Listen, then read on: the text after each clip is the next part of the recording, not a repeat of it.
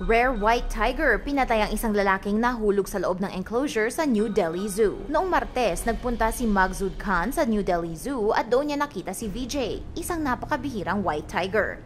Ayon sa mga saksi, nadulas siya at nahulog, posible habang nagtatangka siyang kumuha ng litrato. Pero ayon sa mga zoo officials, maaaring nakainom si Khan at kusang tumalon sa enclosure. Ayon sa mga saksi, lumapit ang tigre sa lalaki at nagsimula silang magkatitigan ng 15 minuto habang pinag-isipan ng tigre ang kanilang sitwasyon. May mga nagsabing maaring hindi lumala ang sitwasyon kung hindi natakot ng mga eyewitness ang tigre na kanilang sinigawan at hinagisan ng bato. Pagtagal ay sinugod din ng tigre ang malas na lalaki. Ginamit ng tigre ang kanyang bibig para kaladkarin ang lalaki sa leeg.